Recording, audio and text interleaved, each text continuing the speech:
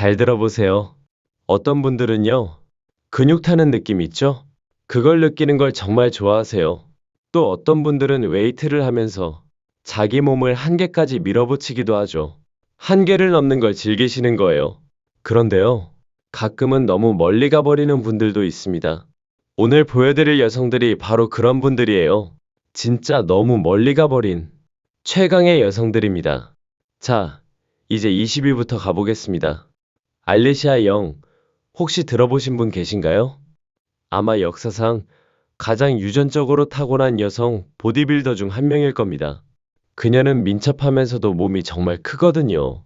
그래서 무대에선 누구와 붙어도 절대 밀리지 않습니다. 여성 보디빌딩 세계에도 대단한 분들이 많지만 미국의 알리시아 영은 특히 눈에 띄는 존재입니다. 2008년에 프로 데뷔를 했는데요. 그때부터 이미 임팩트가 대단했어요. 괴물 같은 이두박근과 거대한 몸을 가졌는데도 여전히 아름답고 여성스러운 외모를 유지하고 있습니다. 이게 정말 쉽지 않은 일이거든요.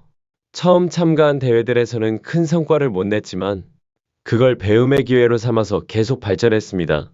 나는 원래 근육이 많으니까 이왕이면 그걸 최대한 활용해야죠. 이게 그녀가 한 말입니다. 결국 2014년에 돌아와서 NPC USA 챔피언십에서 프로카드를 획득했습니다. 그때부터 주변 사람들도 깨달았죠. 이 사람 진짜다. 그녀가 특별한 이유가 뭐냐고요? 사실 딱 하나로 말하기 어렵습니다. 노력도 정말 많이 했어요. 그녀의 인스타그램을 보면 단순히 몸이 얼마나 대단한지 보여주는 걸 넘어서 어떻게 여기까지 왔는지가 다 나옵니다. 이런 몸은 하루아침에 만들어진 게 아닙니다. 수년 동안 헬스장에서 땀 흘리고 헌신한 결과입니다. 하지만 그것만으로는 안 됩니다. 근육 발달에는 유전적인 소질도 필요하거든요. 알리시아 영은 분명히 물리적으로 대적하기 어려운 존재입니다.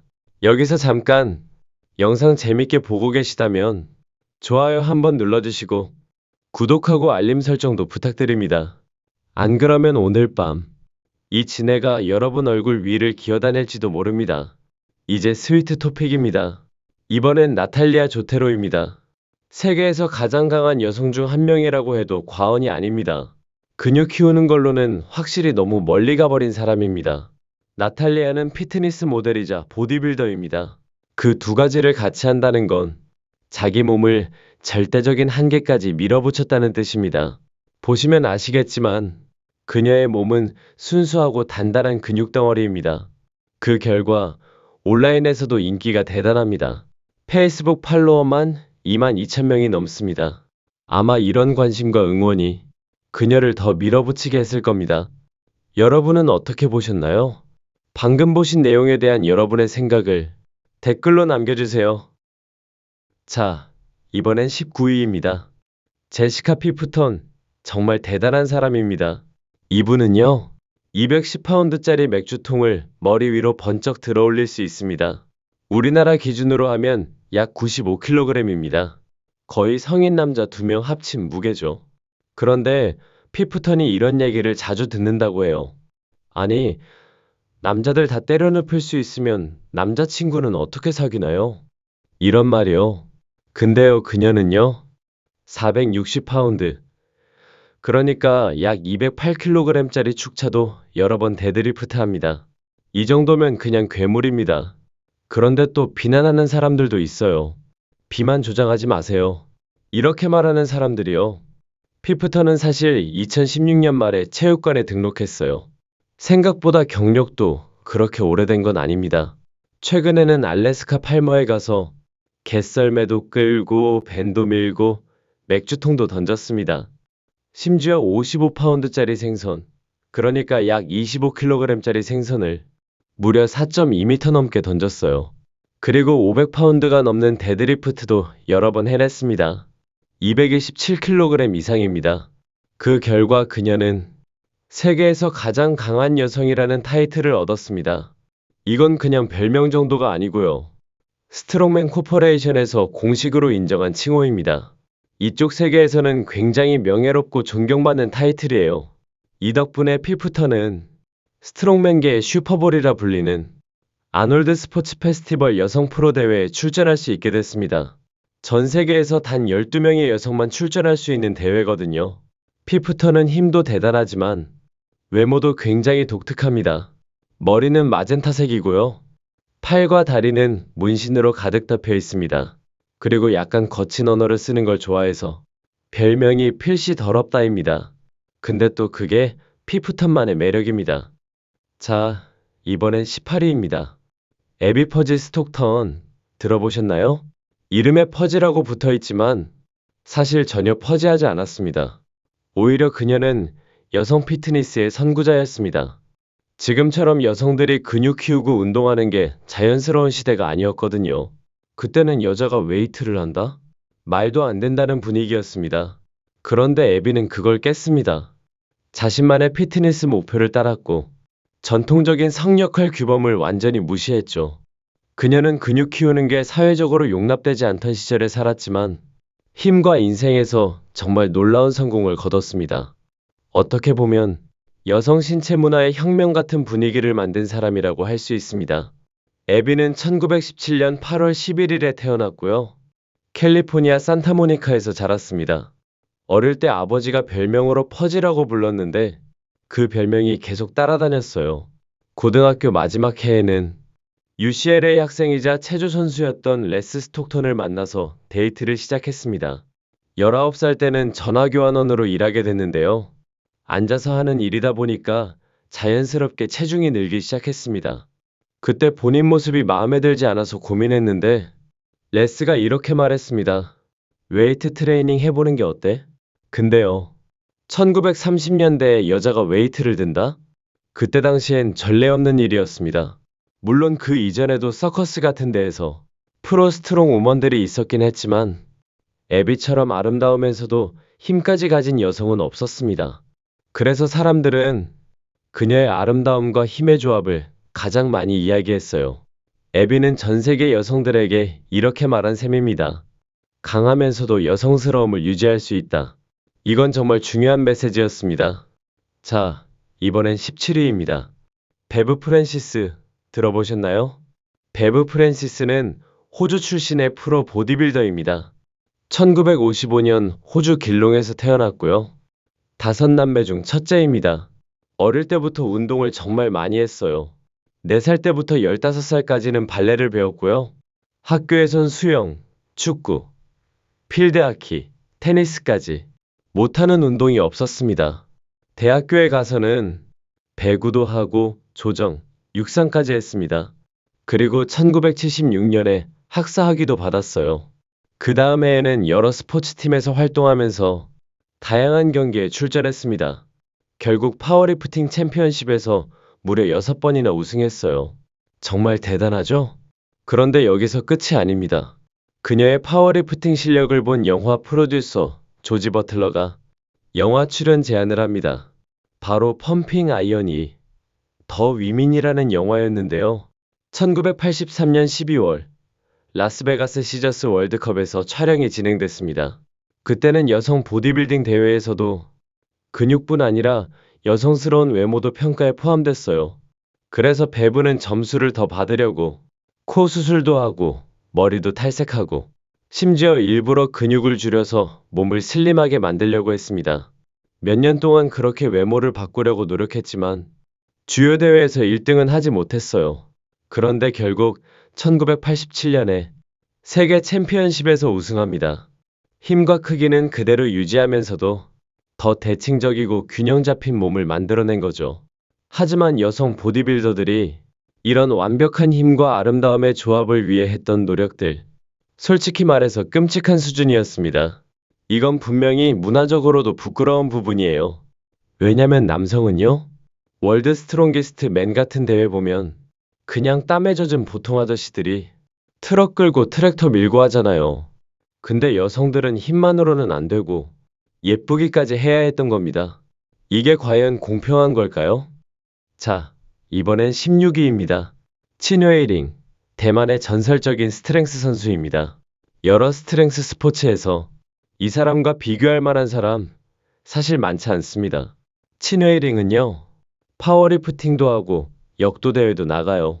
두 분야에서 모두 두각을 나타낸 선수입니다. 그리고 아직도 멈출 생각이 없어요. 계속 기록을 세우고 있습니다. 2017년 11월에는 396파운드, 약 179kg을 데드리프트 했습니다. 그 당시 기록보다 10파운드나 더 들어올린 거예요. 심지어 인스타그램에 올라온 영상 보면요. 407파운드, 약 184kg을 스쿼트하는 장면도 있습니다. 무릎 랩만 하고 해냈어요.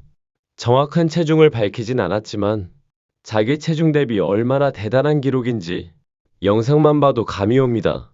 진짜 힘겹지도 않게 해내거든요. 현재 친웨이링은 IPF 세계 기록 3개를 보유하고 있습니다. 스쿼트, 데드리프트, 토탈 부문 전부요. 그리고 IPF 세계 파워리프팅 챔피언십에서도 장비 착용 부문, 일반 부문 모두 우승했습니다. 진짜 다 휩쓸어버린 거죠. 이뿐만이 아닙니다. 올림픽에도 3번이나 출전했어요. 중화 타이페이를 대표해서요. 특히 2008년 베이징 올림픽에서 결국 금메달을 목에 걸었습니다. 원래는 금메달과 은메달 선수들이 따로 있었는데요. 도핑 테스트에서 실격되면서 친웨이링이 금메달을 받게 된 겁니다.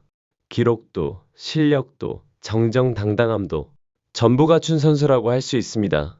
자, 15위는요. 아이리스 카일입니다. 1974년 미국 미시간주 바톤 하버에서 태어났어요. 형제자매가 6인데 아이리스는 5째입니다. 솔직히 말해서 아이리스 체격 보면요. 아마 가족들이 식탁에서 음식 다 먹기 전에 아이리스부터 챙겨줬을 것 같아요. 그 정도로 덩치가 어마어마하죠. 아이리스 카일은요. 무려 9번이나 미스 올림피아 타이틀을 땄습니다. 이게 얼마나 대단한 거냐면요. 여성 보디빌딩 역사상 가장 뛰어난 선수라는 뜻입니다. 그냥 우승이 아니라 전설입니다. 어떻게 보면 여성 보디빌딩계의 페이튼 매닝이라고 할 수도 있어요. 스포츠에서 최고라는 거죠. 어쨌든 아이리스 카일은 보디빌딩의 전설로 남을 사람입니다. 앞으로도 오랫동안 기억될 거예요. 아이리스는 가족이 캘리포니아 오렌지 카운티로 이사하면서 강하고 건강한 사람들을 보게 됐어요. 그걸 보고 영감을 받았습니다. 그래서 결심했죠. 나도 저 사람들처럼 될 거야. 아니, 오히려 더 나아질 거야. 그렇게 해서 시작한 거예요. 그리고 또 하나. 아이리스는 독일어랑 스페인어도 할 줄 압니다. 그녀는 본인의 모든 업적을 하나님에 대한 믿음 덕분이라고 말합니다. 매일 아침 기도를 하고요. 일요일엔 무조건 휴식을 취합니다. 그녀에게 보디빌딩은 단순한 운동이 아니라 믿음과 함께하는 삶의 방식인 거죠. 자, 이번엔 14위입니다. 아니타 플로르칙, 폴란드의 스트롱 우먼이자 운동선수입니다. 1982년 폴란드 말보르크에서 태어났어요. 16살 때부터 파워리프팅을 시작했는데요. 그때부터 이미 남다른 실력을 보여줬습니다. 폴란드 챔피언십에서 여러 번 우승했고요. 2000년에는 유럽 챔피언까지 됐습니다. 그리고 폴란드 여성 최초로 500kg을 들어올린 기록을 세우기도 했어요. 정말 어마어마하죠. 그런데 한때 국가대표팀에서 제외되는 일이 있었습니다. 그래서 역도에 더 집중하게 됐어요. 근데 나중에 법원이 이 징계는 부당하다고 판결해서 결국 뒤집혔습니다. 이후에 그녀는 폴란드 주니어 챔피언이 되었고 성인부에서는 부챔피언, 그러니까 준우승도 했습니다. 그게 2002년 일이에요. 그리고 나서 스트롱우먼 대회 준비를 시작했어요. 스트롱맨 장비로 훈련하면서 본격적으로 세계대회를 노린 거죠. 1년 뒤 잠비아에서 열린 세계에서 가장 강한 여성대회, 그리고 아일랜드에서 열린 유럽 스트롱우먼 대회에서 전부 우승했습니다. 결국 세계 챔피언이 됐고요. 이후에 세계에서 가장 강한 여성 타이틀을 4번이나 따냈습니다. 이건 역사상 다른 어떤 여성도 못 해본 기록입니다. 기네스북에도 올라 있어요. 여러분, 궁금하지 않으세요? 도대체 그녀의 비결은 뭘까요? 여러분은 어떻게 생각하시나요? 댓글로 여러분의 생각 남겨주세요. 자, 이번엔 13위입니다. 타티아나 카시리나, 러시아의 역도 선수입니다. 이 선수는요, 세계선수권 대회에서 5번, 유럽 선수권 대회에서 8번 우승했습니다. 정말 기록 제조기예요. 2018년에 국제역도연맹, 그러니까 IWF가 체급을 새로 재편하기 전까지는 카시리나가 여러 체급에서 활동했어요. 두 개의 체급에서 세계 챔피언을 5번이나 차지했고요. 2012년 런던 올림픽에서는 은메달도 땄습니다. 그때는 클린 앤 저크, 스네치, 토탈 부문에서 전부 세계 기록을 갖고 있었어요. 지금은 87kg 이상 체급, 그러니까 플러스 87kg 체급에서 클린 앤 저크, 스네치, 토탈 전부 세계 기록 보유하고 있습니다. 여기까지 들어보면 그냥 말이 안 되는 기록이죠? 카시리나는 선수 생활 동안 23개의 시니어 세계 기록을 세웠습니다. 거기다 주니어 시절에도 75kg급에서 세계 부문 세계 기록을 갖고 있었어요. 어릴 때부터 그냥 천재였던 거죠. 하지만 한 가지 논란도 있었습니다. 2006년 9월 도핑 테스트에서 적발돼서 2년 동안 출전 정지를 당했습니다.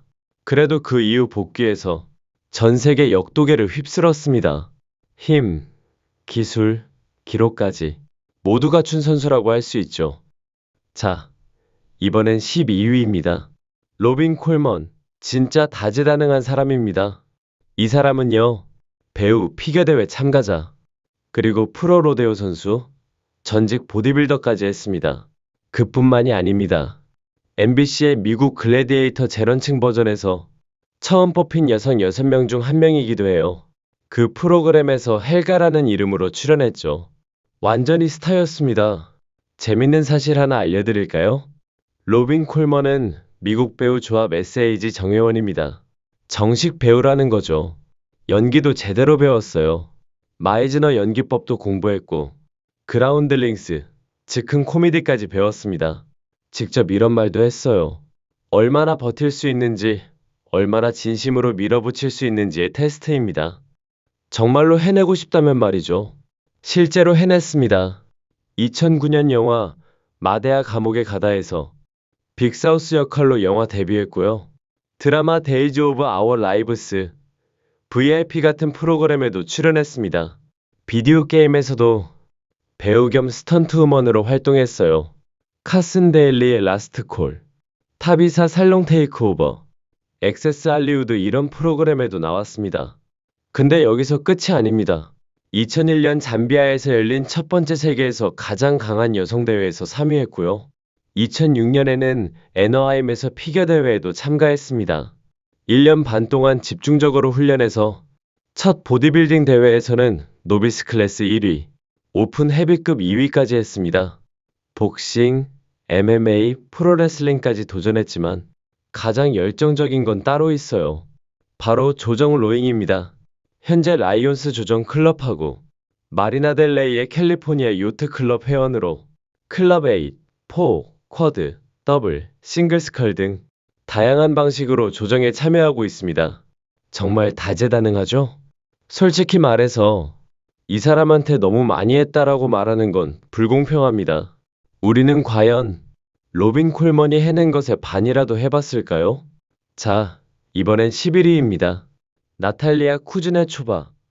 러시아에서 정말 유명한 여성 보디빌더이자 파워리프터입니다. 사람들은 그녀를 아마존카라고 부르기도 하고요. 러시안 아마존이라고도 부릅니다. 둘 다 의미는 똑같아요. 크고 강한 여자라는 뜻입니다. 사실 나탈리아는 세계에서 가장 큰 여성 보디빌더입니다.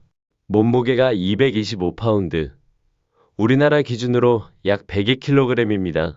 키도 183cm, 거의 6피트예요. 여성으로는 정말 거대한 체격입니다. 14살 때부터 파워리프팅을 시작했어요. 지금은 28살인데요. 이두박근 둘레가 무려 47cm, 18.5인치나 됩니다. 이 정도면 그냥 괴물이에요. 그녀는 벤치프레스, 데드리프트, 암리프팅에서 유럽 챔피언이기도 합니다. 그리고 앞으로도 더 많은 타이틀을 계속 따낼 거라고 예상돼요. 나탈리아는 한 가지를 솔직하게 밝혔습니다. 완벽한 몸을 만들기 위해 아나볼릭 스테로이드와 에스트로겐 차단제를 사용하고 있다고 공개적으로 인정했어요. 이런 점도 논란이 될 수 있지만 사실 스트렝스 스포츠계에서는 이런 이야기를 숨기기 마련인데 본인이 직접 인정한 건 또 다른 의미가 있습니다. 어쨌든 그녀는 530파운드, 약 240kg의 데드리프트 기록을 가지고 있습니다. 진짜 말 그대로 압도적인 힘을 가진 여성입니다. 자, 이번엔 10위입니다. 야지니 오로퀸, 정말 놀라운 여성입니다. 이분은요, 영양학, 웨이트 트레이닝, 바디 스컬프팅, 대회 준비, 이 모든 분야에서 진짜 전문가예요. 무려 20년 넘게 개인 트레이너로 활동하고 있습니다. 야지니 오로퀸 가르시아는 베네수엘라 역사상 가장 성공한 여성 보디빌더로 불립니다. 28살 때 프로 데뷔를 했고요. 이후 챔피언 보디빌더로 명성을 쌓았습니다. 미스 인터내셔널 챔피언십에서 5번 우승, 그리고 2005년 미스 올림피아에서 1위를 차지했습니다. 어깨 운동하는 방법 보여드릴게요. 이번 주는 거의 매일 운동했죠. 그녀가 이렇게 말할 정도로 운동에 진심인 사람입니다. 원래는 모델과 배우로 활동했어요. 그러다가 보디빌딩과 피트니스로 경력을 완전히 바꾼 거죠.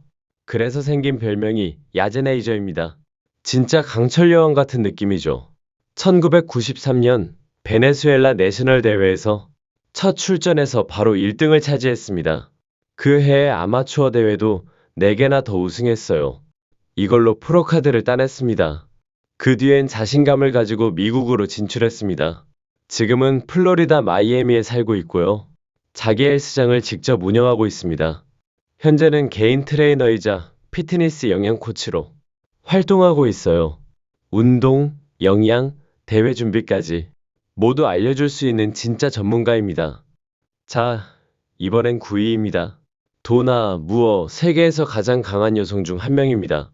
도나는요, 세계에서 가장 강한 여성 대회에서 무려 3번이나 우승했습니다. 그냥 스트롱우먼이 아니라 세계 최고 스트롱우먼 챔피언으로 불리고 있어요. 도나는 자신을 만나는 사람마다 내가 세계에서 가장 강한 여자다라는 걸 몸으로 보여줍니다. 그래서 붙은 별명이 있습니다.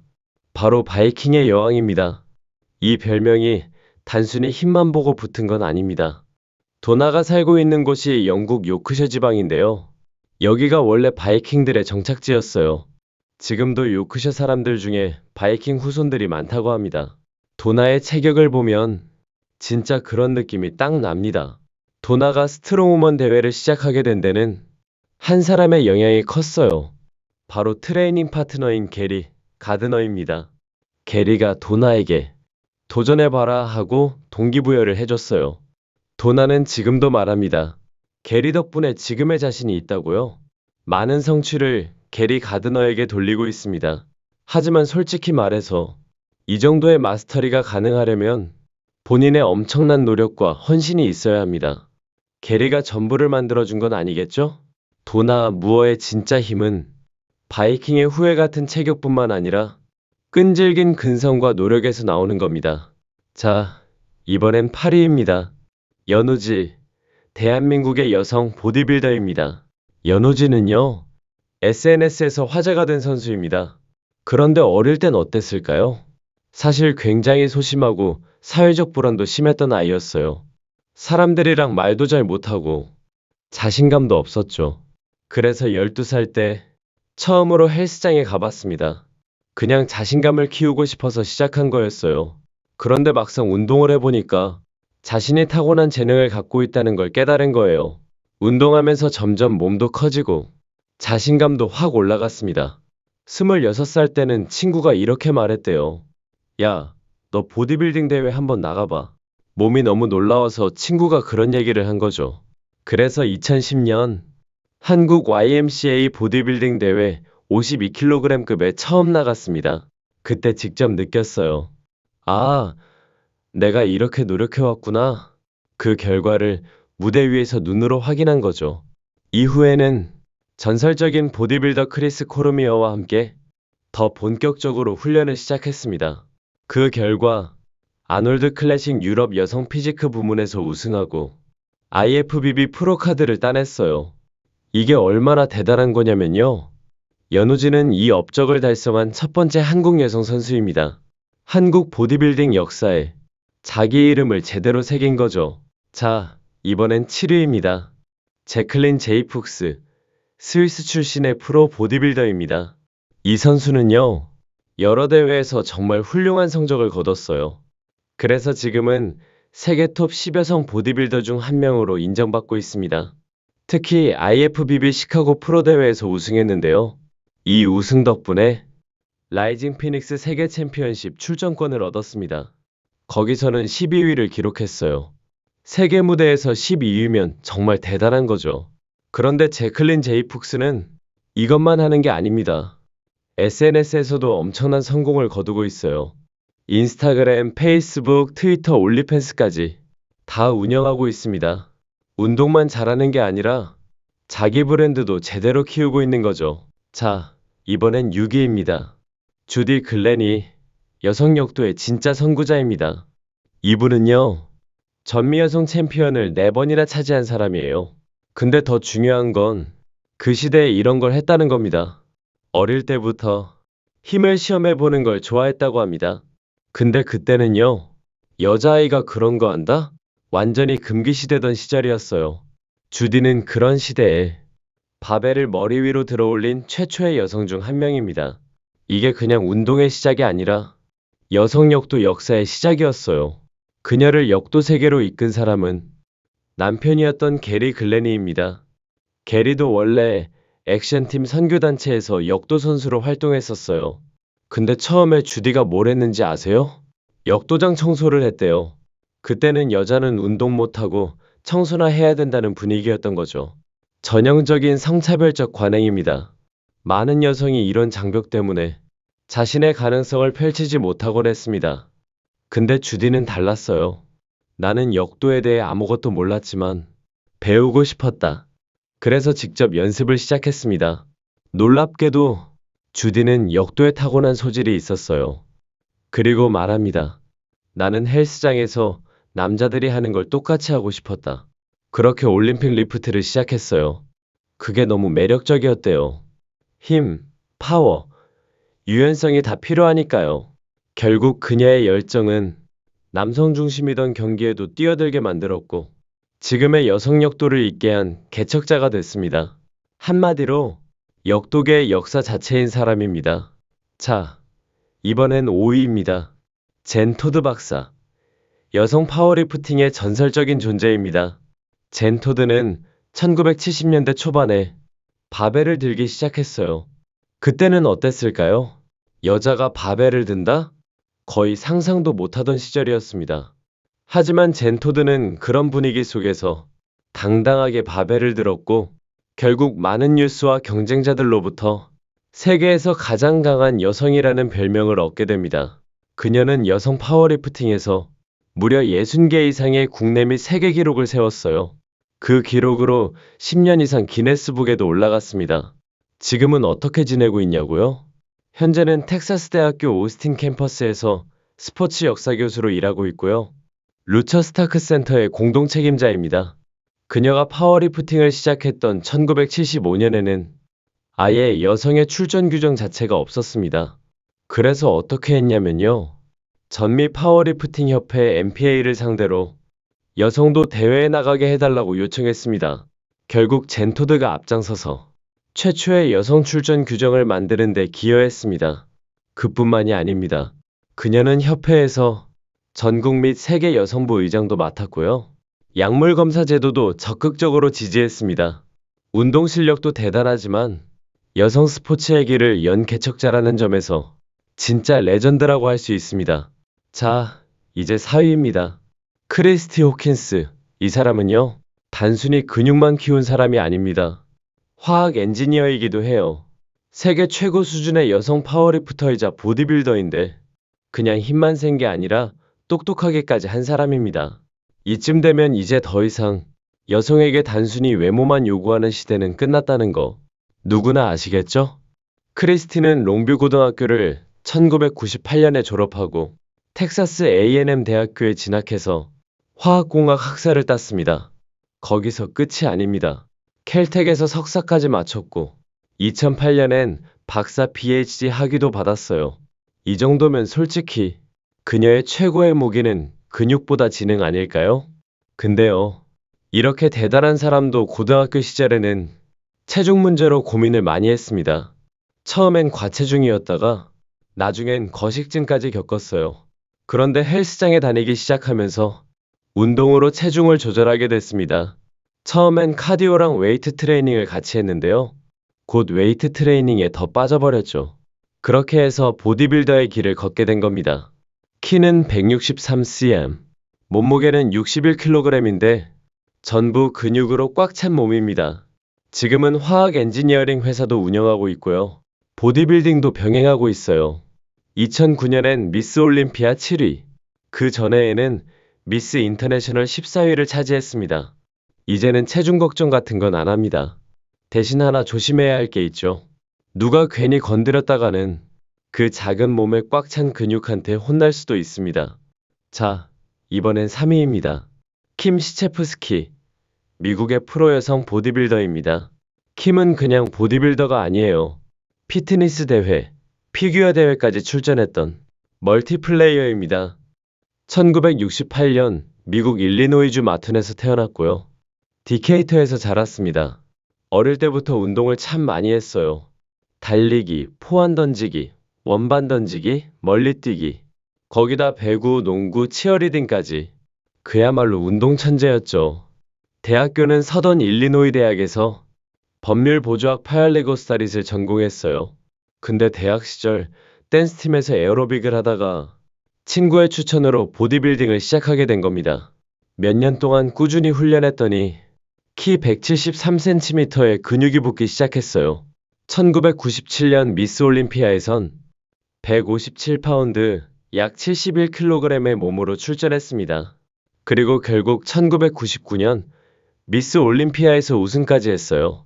정점에 오른 거죠. 하지만 그때 당시 IFBB에서 여성 보디빌더들에게 여성스러움을 강화하고 근육량을 줄이라는 요구를 했습니다. 그래서 킴은 스포츠를 떠날 수밖에 없었어요. 2001년 이후에는 근육량을 줄이고 피트니스 대회랑 피규어 대회에 다시 도전했지만 솔직히 말해서 성적은 들쑥날쑥했습니다. 근육이 많다고 비판받고 줄이면 성적이 떨어지고 참 아이러니한 상황이죠. 그래도 킴 시체프스키는 여성 보디빌딩 역사에서 절대 빼놓을 수 없는 전설입니다. 자, 이제 2위입니다. 줄리아 빈스, 별명은 머슬바비입니다. 이분은 파워리프터예요. 근데 단순한 근육 덩어리가 아닙니다. 예쁜 외모와 강한 힘을 동시에 가진 사람입니다. 줄리아는 15살 때 보디빌딩을 시작했어요. 처음엔 단순히 자신감을 얻고 체력을 기르고 싶어서 헬스장에 간 거였어요. 근데 코치가 딱 보더니 이럽니다. 너는 그냥 보디빌딩 말고 파워리프팅을 해라. 그만큼 타고난 힘이 있었던 거죠. 줄리아는 집안 사정도 어려웠어요. 그걸 이겨내면서 학업도 열심히 했고 법대 진학을 꿈꾸기도 했습니다. 학교 다니면서 남는 시간에 운동도 계속했어요. 사람들은 줄리아를 보면서 예쁜 외모와 근육이 같이 있다고 해서 머슬밥이라고 불렀어요. 근데 솔직히 이제는 그런 별명조차 필요 없습니다. 왜냐면 줄리아 빈스는 그냥 그 자체로 강하고 멋진 사람이니까요. 자, 이제 1위입니다. 알리나 포파. 현재는 미국에 살고 있지만 원래는 루마니아 브렐라 출신입니다. 1978년생이고요. 12살 때부터 운동을 좋아했어요. 처음엔 체중을 줄이려고 육상선수로 시작했는데 하다 보니까 체중이 줄기보단 근육이 늘어나는 쪽으로 바뀌었습니다. 결국 본격적으로 보디빌딩의 길을 걷게 된 거죠. 학업도 열심히 했어요. 영어학 학사 학위를 받고 미국으로 건너가서 프로 여성 보디빌더의 꿈을 이루기 위해 노력했습니다. 알리나가 이런 말을 했습니다. 큰 근육에는 큰 책임이 따른다. 진짜 딱 맞는 말이죠. 오늘 우리가 살펴본 여성들 중에는 사람들이 보기엔 조금 과한 거 아닌가 싶은 분들도 있을 겁니다. 근데 정말 그런 걸까요? 여성의 몸은 원래 아름답습니다. 그게 어떤 형태든 말이죠. 여러분은 오늘 본 이 멋진 여성들 중에서 누가 가장 인상적이었나요? 댓글로 알려주세요. 그리고 다른 영상들도 꼭 확인하시고 좋아요와 구독도 잊지 마세요. 그럼 다음에 또 만나요.